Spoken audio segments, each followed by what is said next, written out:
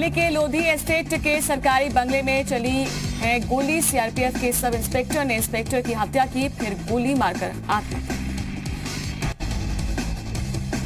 UP STF ने 1 लाख के इनामी बदमाश टिंकू कपाला को मार गिराया। बाराबंकी के सतरीक में हुई मुठभेड़, कपाला पर 15 से ज्यादा आपराधिक मुकदमे दर्ज। प्रयागराज में 25-25 हजार के 2 इनामी लुटेरे गिरफ्तार। दोनों पर कई शहरों में दर्ज है लूट और हत्या के मामले। आरोपियों के पास से ट्रक और 4,640 रुपए नकद बरामद हुए। प्रयागराज में जमीन के विवाद में जमकर चले हैं लाठी डंडे। 4 लोग गंभीर रूप से घायल हुए। 2 दिन पहले थाने में दर्ज कराई गई थी शिकायत, पुलिस ने नहीं की कोई कार्रवाई। लालापुर थाना इलाके के छतारा गांव का मामला। आज अयोध्या जाएंगे सीएम योगी आदित्यनाथ। राम मंदिर के भूमि पूजन कार्यक्रम की तैयारियों का जायजा लेंगे। 5 अगस्त को पीएम मोदी करेंगे मंदिर का भूमि पूजन। विकास दुबे के कथित ऑडियो से कई अहम खुलासे। गिरफ्तारी से पहले विकास ने की थी सरेंडर की पुरजोर कोशिश। गुड्डन त्रिवेदी और विनय तिवारी का नाम भी ऑडियो में सामने आया। उत्तराखंड में कनेक्टिविटी बेहतर करने के लिए कोशिशें जारी। सीमा से सटे इलाकों तक बीआरओ सड़क पहुंचाने की कवायद में जुटा। मुख्यमंत्री त्रिवेंद्र सिंह रावत के मुताबिक एयर स्ट्रिप पर काम चल रहा है, जो कि सुरक्षात्मक और सामरिक दृष्टि से बेहद महत्वपूर्ण है। राम मंदिर भूमि पूजन के लिए यहां पर 11 पवित्र स्थानों की मिट्टी अयोध्या भेजेगा विश्व हिंदू परिषद। पीओके की शारदा पीठ की मिट्टी भी राम मंदिर की नींव में डाली जाएगी। दूसरे राज्यों के यात्रियों को भी चारधाम यात्रा के लिए सशर्त मंजूरी। उत्तराखंड सरकार का अहम फैसला, 72 घंटे पहले की कोविड नेगेटिव टेस्ट रिपोर्ट देनी होगी। देहरादून में भी वीकेंड लॉकडाउन। आज और कल शहर में किया जाएगा सैनिटाइजेशन का काम। बढ़ते कोरोना संक्रमण के चलते फैसला लिया। कानपुर अपहरण केस में एडीजी बीपी जोगदंड ने की है पीड़ित परिवार से मुलाकात। एडीजी जोगदंड को फिरौती कांड की जांच सौंपी गई। राम मंदिर के भूमि पूजन के खिलाफ दायर याचिका इलाहाबाद हाईकोर्ट ने की खारिज। चीफ जस्टिस की अदालत ने याचिका को बताया काल्पनिक। राम मंदिर के भूमि पूजन पर रोक लगाने से जुड़ी याचिका खारिज होने का यूपी सरकार के मंत्री मोहसिन रजा ने स्वागत किया। साथ ही मंदिर निर्माण में अब भी रोड़े अटकाने की कोशिश करने वालों पर निशाना साधा। बुलंदशहर में पुलिस की अपराधियों पर लगातार कार्रवाई जारी। एसओजी पर हमले का मास्टरमाइंड आरोपी शाहिद गिरफ्तार। वाराणसी में गंगा का जलस्तर लगातार बढ़ता जा रहा है, जिससे घाट के किनारे सभी मंदिर जलमग्न हुए। आने वाले समय में लोगों को काफी दिक्कतों का भी सामना करना पड़ सकता है। चित्रकूट में बस स्टैंड का संचालन शुरू। राज्य मंत्री चंद्रिका प्रसाद उपाध्याय और बांदा चित्रकूट सांसद आरके सिंह पटेल ने हरी झंडी दिखाकर बसों को रवाना किया। जिला बनने के 23 साल बाद चित्रकूट में बना बस स्टैंड। यूपी में कोविड गाइडलाइन और यातायात नियमों के पालन को लेकर प्रशासन सख्त हुआ। 27,80,000 से ज्यादा वाहनों के चालान। अब तक 64,800 से ज्यादा वाहन से 51 करोड़ 43 लाख रुपए का शुल्क वसूला। यूपी में महिला सशक्तिकरण को बढ़ावा देने के लिए अब ट्रैफिक विभाग ने महिलाओं को जिम्मेदारी सौंपी। गौतम बुद्ध नगर में सेक्टर 15 के रेड लाइट पर 4 महिला पुलिसकर्मियों को तैनात किया गया। अलीगढ़ के थाना कवारसी इलाके में कूड़े के ढेर में मिली नवजात बच्ची और बच्ची को अस्पताल में भर्ती कराया गया। बच्ची पूरी तरह से स्वस्थ। अलीगढ़ के दीवानी न्यायालय परिसर में संदिग्ध लोगों के होने की अफवाह से हड़कंप। बम निरोधक दस्ते के साथ पुलिस ने की सघन चेकिंग। थाना सिविल लाइन इलाके की घटना। अलीगढ़ की थाना गभाना पुलिस और बदमाशों के बीच मुठभेड़। 3 बदमाश गिरफ्तार। 51,000 नगद, 3 तमंचे, 10 कारतूस गाड़ी बरामद। सोमना नहर पुल की घटना। मथुरा में बुजुर्ग से 1.5 लाख की ठगी करने के आरोपियों को गिरफ्तार किया। 1.5 लाख नगद और घटना में सवार स्कूटी बरामद की। थाना कोसी कला पुलिस की कार्रवाई। ग्रेटर नोएडा के दाई थाना क्षेत्र में रेलवे क्रॉसिंग के गेटकीपर से मारपीट, सीसीटीवी कैमरे में कैद हुई घटना। मुकदमा दर्ज कर पुलिस मामले की जांच में जुटी। अजायापुर रेलवे फाटक की घटना। बुलंदशहर के खुर्जा कोतवाली इलाके में पत्थर से कुचलकर शख्स की हत्या, पत्नी और उसके साथी पर लगा हत्या का आरोप। पुलिस ने आरोपियों को गिरफ्तार किया। झांसी के प्रेमनगर थाना इलाके में एक विवाहिता की संदिग्ध परिस्थितियों में मौत, परिजनों ने ससुराल वालों पर हत्या का आरोप लगाया। पुलिस से मामले की जांच में जुटी। शास्त्री नगर की घटना। आगरा में सेना में फर्जी तरीके से भर्ती होने का मामला आया सामने। सेना में भर्ती के लिए जमा किए गए फर्जी दस्तावेज, 3 आरोपियों के खिलाफ थाना सदर में मुकदमा दर्ज किया गया। मथुरा में चेकिंग के दौरान 200 पेटी अवैध शराब बरामद, 2 आरोपी गिरफ्तार। पकड़ी गई शराब की कीमत 5 लाख बताई जा रही है। कोसीकला थाना पुलिस की कार्रवाई। बिजनौर के चांदपुर मोहल्ला में युवक की गोली लगने से मौत हो गई। आरोपियों को गिरफ्तार किया गया। पुलिस मामले की जांच में जुटी। कौशाम्बी में हुई 2 सेल्समैन की हत्या के मामले में 2 पुलिसकर्मी सस्पेंड। पोखराज कोतवाली से कुछ दूरी पर स्थित अंग्रेजी और देशी शराब की दुकान पर काम करने वाले 2 सेल्समैन की हत्या कर दी गई थी। लखीमपुर खीरी में अपराधियों पर पुलिस की लगातार कार्रवाई जारी। 24 घंटे में 12 बदमाश गिरफ्तार। गिरफ्तार बदमाशों में टॉप 10 अपराधी भी शामिल। बहराइच के थाना मोतीपुर पुलिस ने वाहन चोर गैंग का किया पर्दाफाश। 3 आरोपी गिरफ्तार। चोरी की 3 बाइक बरामद। बागपत पहुंचे मेरठ एडीजी जोन राजीव सबरवाल। थाना बिनौली व कोतवाली बागपत का किया निरीक्षण। पुलिस अधिकारियों को अपराधियों पर शिकंजा करने का दिया निर्देश। उत्तराखंड के डीजीपी ने पुलिस अधिकारियों के साथ की वीडियो कॉन्फ्रेंसिंग। श्री कृष्ण जन्माष्टमी को लेकर आयोजित होने वाले कार्यक्रम और बकरीद में सुरक्षा के मद्देनजर हुई चर्चा।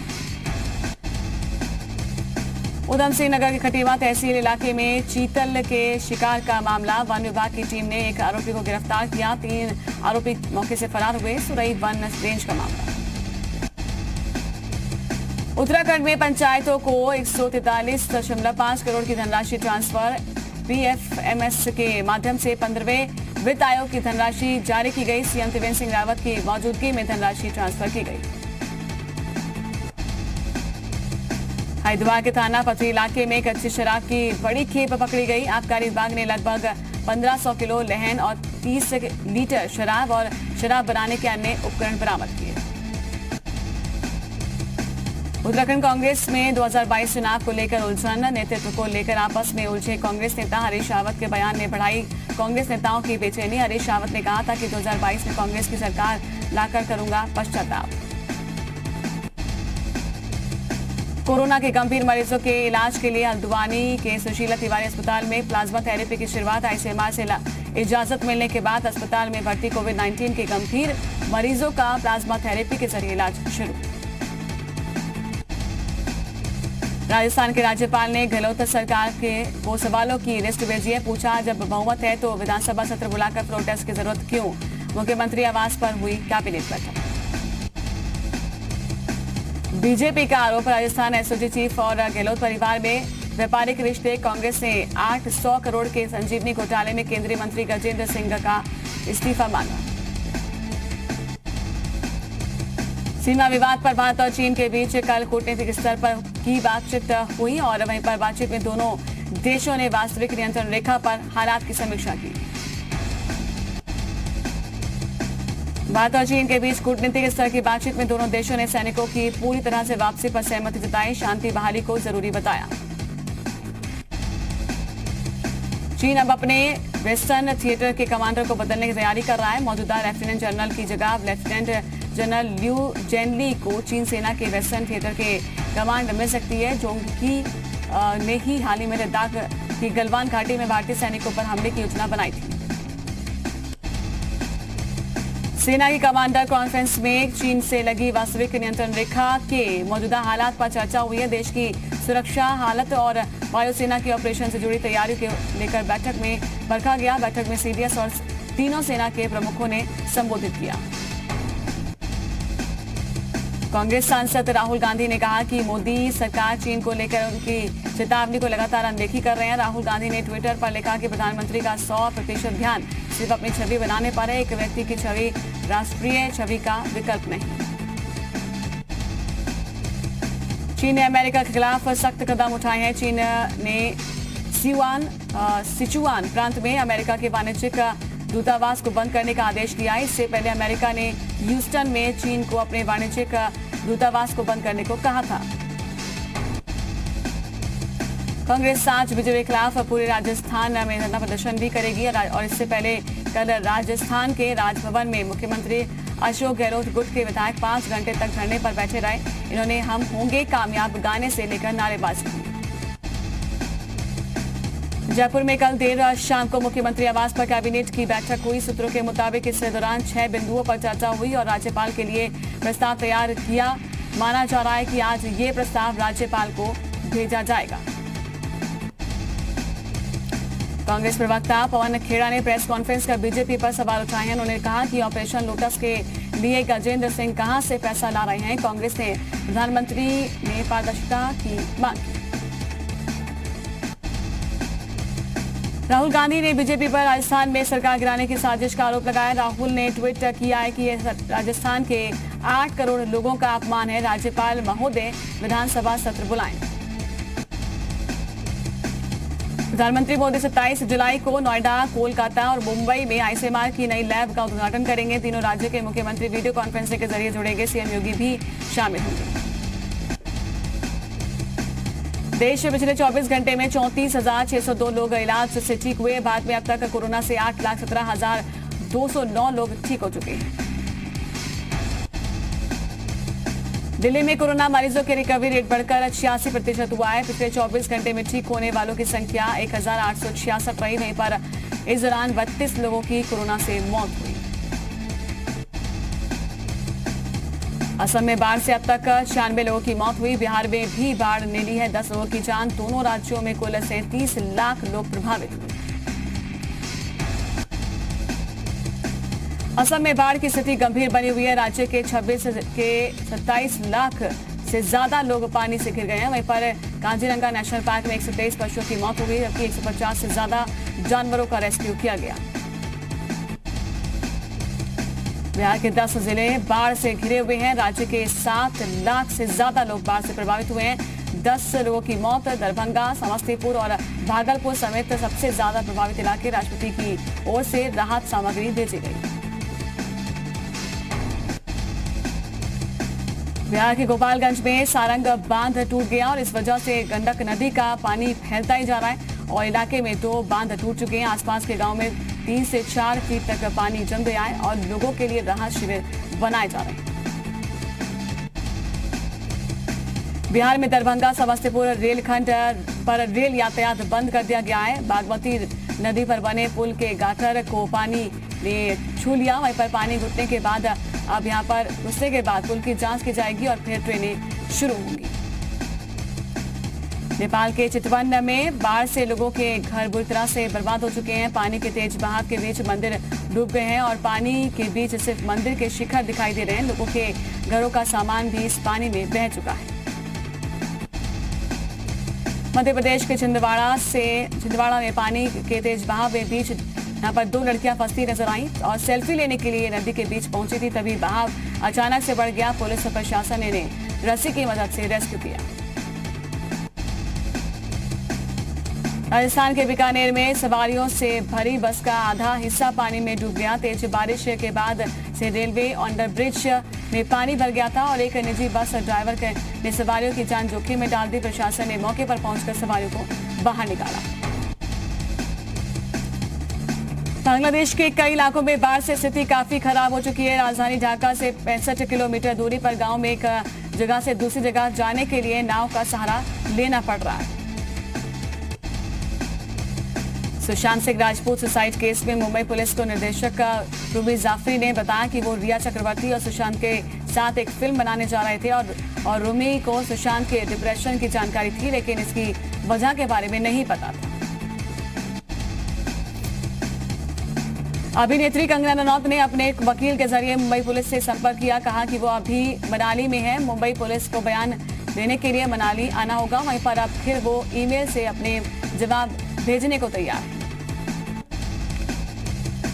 दिल्ली में यमुना नदी में पानी काफी बढ़ गया है। ओखला बैराज के पास पानी के साथ दिखा है जहरीला झाग। फैक्ट्रियों के दोबारा शुरू होने पर नदी का पानी फिर से गंदा हो गया। सोना 400 रुपए प्रति 10 ग्राम महंगा हो गया। वहीं पर 24 कैरेट गोल्ड की कीमत 52,300 रुपए प्रति 10 ग्राम हो गई है। हालांकि चांदी की कीमत में थोड़ी कमी आई। छत्तीसगढ़ के कोरबा में धान, चावल, सौंफ, गेहूं और मयूर पंख से राखी बनाई जा रही है। ये महिलाएं इन राखियों से स्वदेशी सामान की मिसाल पेश कर रही हैं। इस बार देश भर में चीन की राखी का बहिष्कार किया जा रहा है। कोरोना महामारी का असर कम होने के बाद अमेरिका की राजधानी वॉशिंगटन का जू खोला गया। मास्क पहने बिना अंदर जाने पर पाबंदी। लंदन में सोशल डिस्टेंसिंग का पालन करते हुए नाटक का आयोजन किया गया। आयोजन में 640 लोगों को शामिल किया गया।